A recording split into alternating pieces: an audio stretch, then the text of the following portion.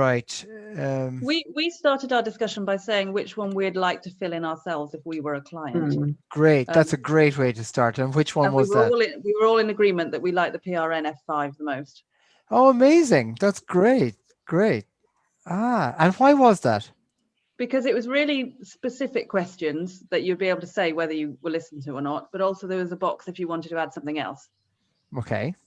Right. Whereas the PRN F7 was too long. You kind of look at it and go, oh God, I don't want to fill in all those boxes. Right. And very good. Which obviously you wouldn't necessarily get if you were doing it online, one question at a time, but it just might feel a bit, oh, you're dragging the same stuff out. Whereas you can get straight to the point with. I thought that too, Andrew. I think the F7 just labours the point that the F5 gets to the point immediately. Yeah. Right. Yeah. Okay. Great. And also it could be a bit intimidating. Some people don't like writing, and 3 questions of the PRN 7 are writing. Yeah. Long answers. Yeah. And actually with the PRN F5 it says, is there anything else you wish to add? So you can leave it blank if you want to and nobody minds. There's no pressure. It just feels a lot gentler. Yeah. Great. Okay. So PRN F5 gets the vote. And how many of you didn't see the SRS? Or I don't know. It's quite nice. You're able to see the SRS. You'll notice there's a remarkable similarity between the 4 items of the SRS and the 4 items of the PRN F5. Yeah. Almost enough to be considered plagiarism. Yeah. Okay. What about the really short one that doesn't even allow any writing anything? The SES, yes. Use that. Has anyone used that? I've not used it. I hadn't really looked at that one until today, really. No. So again, like the option of adding something themselves, don't they? You kind of answer those. I think if those questions came up, you'd answer them and then think, oh, is that it? So I don't know whether it's almost too short. Too short, yeah. Maybe that would be a good one with just one option for a paragraph if you want to add something at the end. Yeah. I like it short and sweetness, but Yeah. It is very short, yeah. Okay, so what about the so if we're talking about the PRN F5, let me just so would I be right in thinking there's general consensus that the F5 is the one that gets people's vote as like the most appealing in general, yeah? Yeah, it's the only one I've sent to my clients. All right, okay. Andrea, yeah.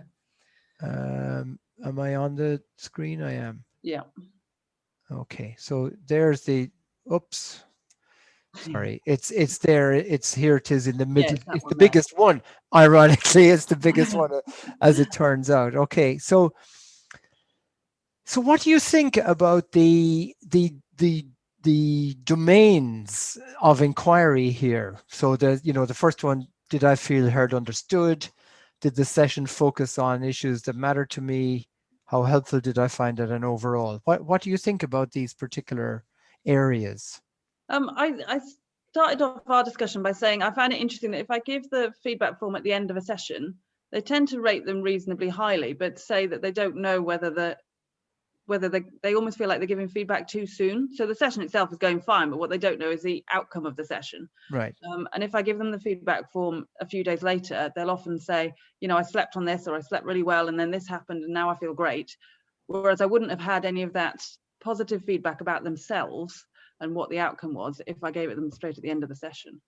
So that's very interesting. Okay. If that makes sense. So it's immediate response that you get from them about how the session went, but not about how they feel or the impact on them. Okay, so there's a sort of a qualitative difference between getting the information about that session that's just happened, as opposed to maybe the benefits or the outcome derived from that later on. That's very interesting. Yeah, so, and obviously if you have another, sorry. Okay. Does that mean you send it later than that afternoon? Do you remember and then get it sent later? When does it go out? If it goes out automatically, Bill, how long? I think it goes out very soon after the session, an hour or two after the session, I think. I can't remember what the default setting is, but it's pretty soon anyway. Yeah. It's certainly that So, day. Andrea, are you saying that you asked them to fill it in 2 days later, or what do you say to them? If I notice that they haven't filled it in, I might go and resend it to them so they've got the link again, or I might ask them at the last session, oh, did you notice the feedback form or whatever? And it's some of them fill it in after the session saying, I don't know what the impact is yet. So where it says, how happy do you feel with the service you're receiving? They kind of want to rate me highly, but they don't know because they don't know what the outcome is. So they often say, I've rated that one lower because I don't know what the outcome is yet, but I'll tell you on our next session, so they're kind of hedging their bets. Oh, that's interesting, because I think question 4, that sense of happiness with the service is not necessarily with the outcome of the service. I think that question 3 is the one where they go, how helpful. Sure that helped me. Yes, actually, you might be right. Yeah, I might have picked the wrong one. Yeah. But I always generally get very high, how happy, because they feel listened to and absolutely good rapport and all the rest of it, and compassion. But I don't think they get a sense whether the rewinds helped them or. Yeah, they don't know until a few days later, or sometimes even longer later. But I did find that I didn't get a response on a rewind that I really wanted to know about from the client, and I said, please, could you fill the thing in? You will have received an email, and she came back to it about, because I wasn't seeing her for 10 days. She came back to it after 7 days and said the link's expired. So then I had to contact Bill and say the link's expired. Now what do I do? So I had to actually recreate the session as happening yesterday. So I lied on Pragmatic Tracker saying the session happened yesterday. Now I'm going to send the link again.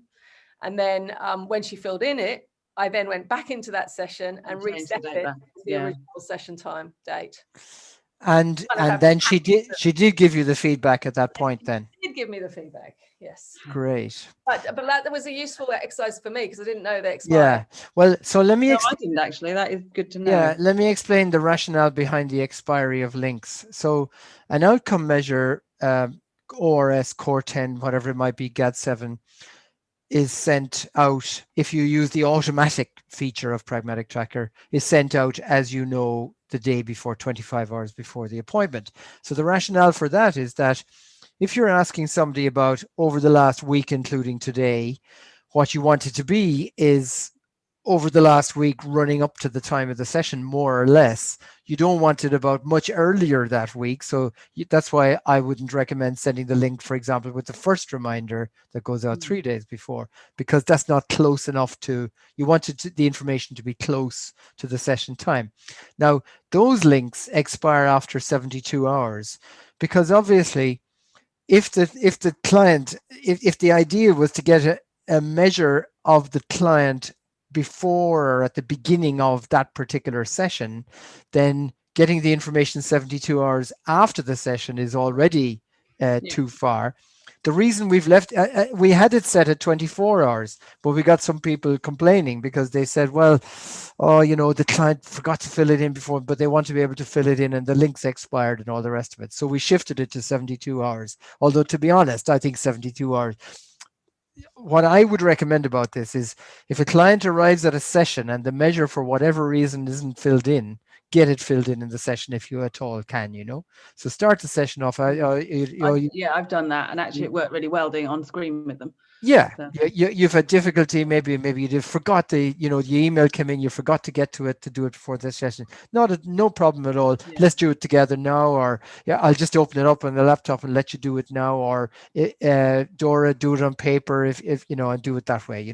Whatever you want, but really try to get the information at or during or the beginning of that particular session that you're in. So that's the outcome measure. The feedback measure, we send it out after the session. Now, the history of this, lots of organizations over the years would do attempts at getting feedback from clients, often very distal to when the service is delivered. So, they might have gone through a process of treatment and then 6 months later, somebody sends them a feedback. Well, that has no ability to influence the delivery of your service in a proximal way, if you like, up close, as you're actually delivering the service. The information, it's after the fact, it's too late. And it's not universal enough, because the people who give you feedback 6 months later will be a very small, poorly representative group compared to the group at large, you see.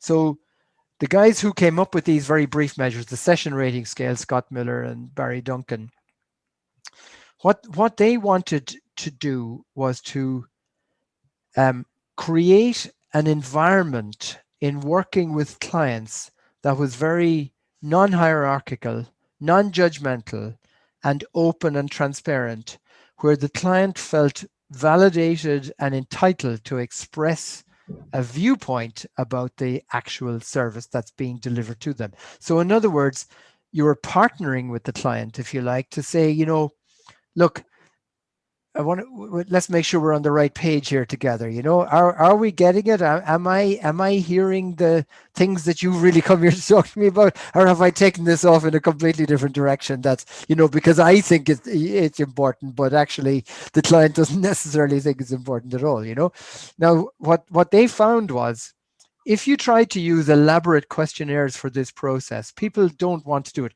You guys actually, you know, had you been a group of clients, it was perfect, wasn't it, there? Because you said, can't be our PRF 7, too many bloody questions.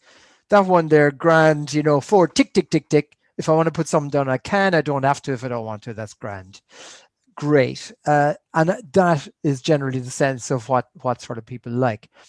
But their idea was, you need to do the feedback, the session rating scale, right at the end of that very first session, and particularly the very first session, because if you don't get the feedback from the client at the first session, you may never see the client again. You may never find that there were things that pissed them off that you never actually got to address in that particular session with the client, right? I, on the other hand, a little bit like Andrea, thought, well, you know, come on. The client's just been sitting in the bloody room with me. I've done all sorts of voodoo. I've done, you know, deep relaxation, 7-Eleven breathing, guided imagery, had them walking on beaches or up mountains or by lakesides and all the rest of it. They're sort of stoned out of their head by the end of the session. And I'm asking them for feedback, you know, about that session. And they're like in a semi-trance state, you know. So I felt it's much more pragmatic to allow a person to at least get out the bloody door and drive home and have a few hours to think about, you know, before they provide that feedback, you know. And Andrea, you're correct. There's probably quite a strong argument for actually making it even a little bit further out, that, but in a way, that's not really exactly what it's about. It's not the point of it, is it? It's not really the point of it. You do get that other feedback when you have your follow-up session with them. Exactly. When you have your follow-up session, you're going to get your outcomes, and the outcomes on the outcome measure are going to indicate how much change has taken place for that person since the last. And I think it's the way that the clients have said to me, I can't add anything yet because I don't know what the impact is yet. I think they're almost expecting your questions to be, how do you feel? Are you all right? And all that kind of stuff. And actually, you're just asking for feedback on the session. So it's, that's right. As well. Exactly. So there is a strong argument for asking feedback about the session at the very end of that very session, because what you're doing is privileging the client's voice. You're making the client aware that what they think about this process is very important. Now, here's what the research says about this. Number one, therapists who are particularly good at soliciting for negative feedback end up with better outcomes with their clients. So I'm going to say that again. Therapists who are particularly good at soliciting for negative feedback from their clients get better outcomes overall in treatment. And is that because the client can say what they want, or is it because the therapist can modify their behavior because they've been given constructive criticism of what's been missing? It's both. It's both. So the client feeling that, you know, my voice matters here. I have a right to talk to this person about the service I'm receiving. They are giving me permission to say to them, you know, I didn't get to the hub of what I didn't quite get to the point of what I really wanted to address with you. Or to be honest with you, I find some of what you say helpful, but you actually talk a bit too bloody much, especially in my case. Learning to shut up as a therapist is a great lesson sometimes, wanting to dive in with, have you tried this? Have you tried that? And all the right, jumping around with all the solutions, right? But having to stand back and just chill out a little bit and let the person sort of come to you more, a little bit like that. So the way you present this whole idea of feedback is extremely important, and it's sort of counterintuitive, right? We all love to get good feedback. Obviously, it's lovely to see a measure 10, 10, 10, 10, 10, or 9.5, whatever like that, right? But to be honest, the real juice of the feedback isn't getting 10 out of 10. It's when you get answers that are like 9 out of 10 for felt, heard, understood, and respected, 8 out of 10 for did the session focus on the issues that mattered, 8 out of 10 for how helpful, and 9 out of 10 overall, because then that allows you to say, I was really interested in those in your feedback the other day, and could you just explain a little bit more about that number being a little bit lower? Could you just give me a little bit more about that, And so the idea is to, at your first session with the appointment, and even going back to Matthew talking about your preamble, I would say to include a paragraph there to say, after sessions, we always ask for feedback. And it's really important that you understand you can be completely honest, because, and you can even say something like, the research shows that the more we are on the same page together, making sure that, however you want to word it yourself, that we're working in the right direction for you, that will help us both to, for you to derive the maximum benefit from our service to you. Find your own words around that, but that's the sort of message. So you're wanting to give somebody the message, A, we work with outcomes here. We want to know that you're making some progress, and if you're not, we want to be talking about it. And B, we want your feedback about these sessions, and your feedback is very, very important in your actual treatment, And the more successful the therapists are at getting that message across to clients, the better and the most useful the feedback will actually be. Andrea, have you had feedback from clients where you've thought, wow, that's really interesting. I might have missed that, or has anything? No, nobody's been that specific. I've been very fortunate that I've had very positive feedback. Yeah, they've all been 9s and 10s. Great. And usually, if there's anything in there, anything you wish to add, it's I'm looking forward to the impact this is going to have, or I'll let you know when I feel this. So it's so there's nothing that I've felt tells me I need to change anything at the moment, which sometimes you wish there was, because then you could do something with it, Yeah. So has anyone else been trying to work with feedback? Matthew? One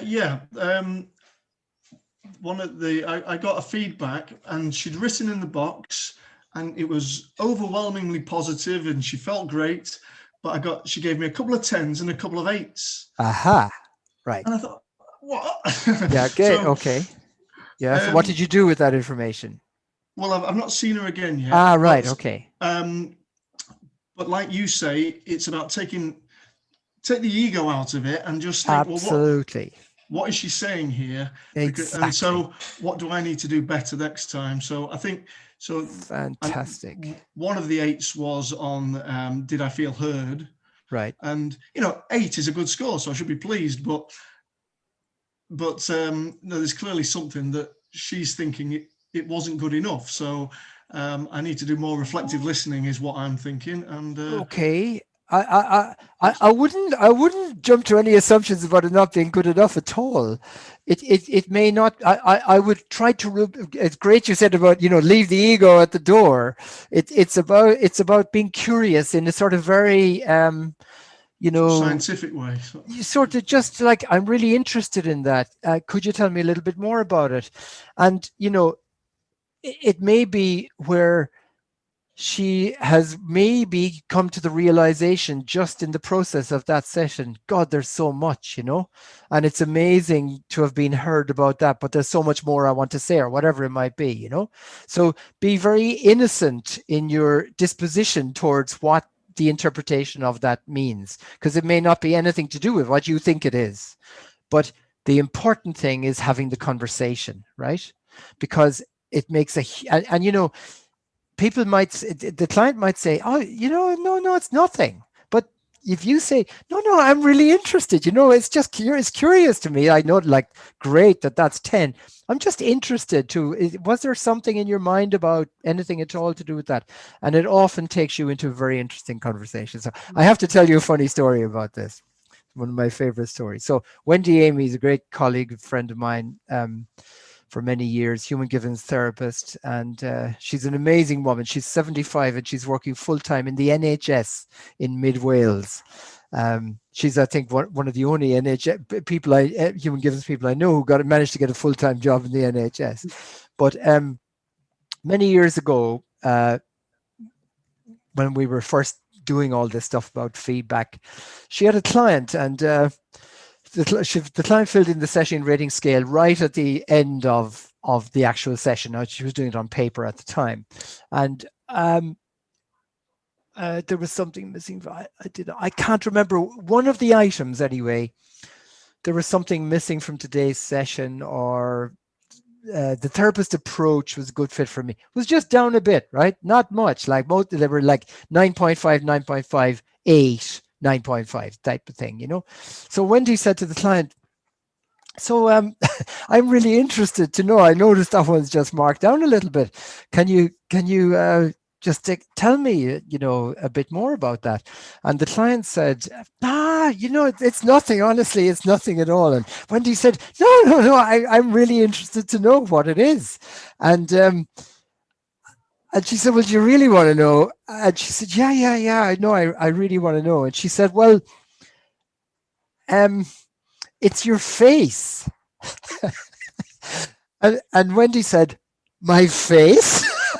What do you mean? And she said, well, and then the woman started smiling, and she said, well, it's just that, like, when you're curious about something, you pull this weird face, and it's like, it sort of makes me want to laugh, and it distracts me from what I'm thinking about, because it's like just this really weird puzzle sort of face, So the next thing, she gets the client in front of the mirror with her. She said, tell me which face is it, you see? And it turns into mass hilarity, like about, is it like that, or is it like that, or whatever it is, Anyway, when they're finished laughing, the session ends. And as the client is leaving, Wendy's husband, John, is driving up onto the driveway outside the house.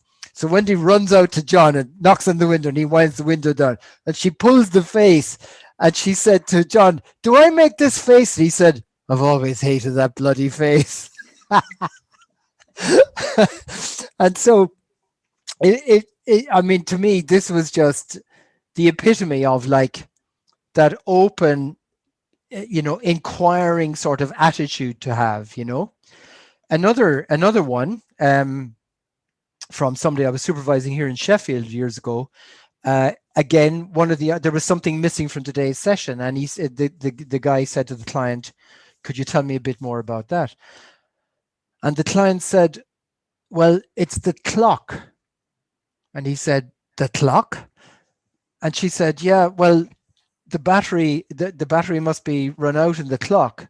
And she said, the thing is that the time is out, and I don't know where I am in the session. Like, I know the session's an hour, and I know that normally I would know, oh, we've got 10 minutes left if there's something else I want to say or whatever. But I sort of don't know where I am today. So often things that we might be very surprised about matter to a client. It might even be the angle the chair is at, the light coming into the room. Who knows what it might be. So it's creating that open sort of transparency and willingness to take that feedback, in whatever way it comes. Great. I had not screen shared with you. Right. Anything else arising out? Are you all happy with that? You get the idea of what I'm on about there. Fantastic. Okay. So we will roll on. Let me get to the next bit here.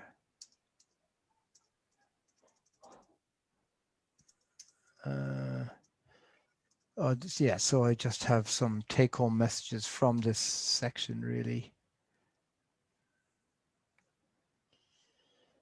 So soliciting for feedback needs to be genuine and, oh, am I screen shared?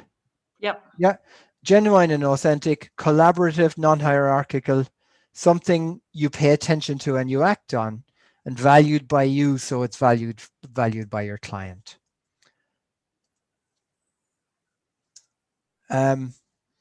Therapists who are excellent at soliciting for feedback often get lower scores than others, right?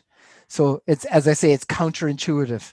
Now, you know, probably 80% of your clients will pretty much always give you great feedback, but it's just being open to the idea, right? And you know, having that sort of attitude. And also, of course, you'll see changes, patterns sometimes where you might, I've just written it down as a rupture where, you know, something's gone wrong. It's like you might have been going on really well. And then on session 4, I don't know, something happens and there's like a bit of discord or something in the session or whatever like that. And again, it's not being afraid of this, it's being open and willing to talk about it and all the rest of it. And my last point here, which is related to the little helium-filled balloon, is that outcome trumps process. And I say this because human givens training is full of process. There's an awful lot of training about this technique, that technique, this way of working, that way of working, this, what you might do in this situation, that situation, what you, the therapist, will do with your client, right? But it's important to think about your techniques, your theories, your concepts, your ideas, your therapeutic interventions as helium-filled balloons that you bring along and you offer to your client, and then you see if the client takes the balloon from you and is happy to work with it. And if they're not, let it go. So we don't want to become over-attached to our theories, concepts, techniques, tools, and all the rest of it, because the outcome that the client is getting trumps the process of what we're trying to do with them. So it's important to see an example of this, a real example of this from my own practice some years ago. A man, I at that time, I was very keen on, you know, guided imagery, the walk by the beach and all the rest of it, right? And I had a tape, a CD at that time that I used to give to clients who, you know, listening to me rabbiting on, taking them for the walk on the beach and all the rest of it. And this particular man said to me, I said, well, look, will we just do a nice relaxation session? And he said, no. He said, I don't want to do that. When I come here to see you, I want to talk to you. And he said, I'm very happy to listen to that recording at home, but when I'm here with you, I want to talk to you. Now, if I got all sort of like a bit defensive about that and thinking, well, no, you know, I need you to be doing your guided imagery here with me now. You know, you bloody sit down there and behave yourself and go off down the beach like I want you to. If I got attached to that, then basically that would be to the detriment of the therapy, you see. So I have to let go of my helium-filled balloon when I walk on the beach and listen to the man. He's saying he wants to talk to me, right? And the therapy when I found that quite a lot of things, you know, where I think I really think that this, you know, I there was one chap and I really wanted to do rewind work with him. You know, I thought, Christ, he's got all this traumatic shite that needs to be dealt with, you know, from before and all the rest of it. But he didn't want to do that. You know, he just did not want to do it. And I had to let it go. You know, it's very easy to think that, oh, you know, I know what to do here. You know, this is this, that, and the other. But outcome trumps process. So that's and again, this is why the feedback process is so important. You know.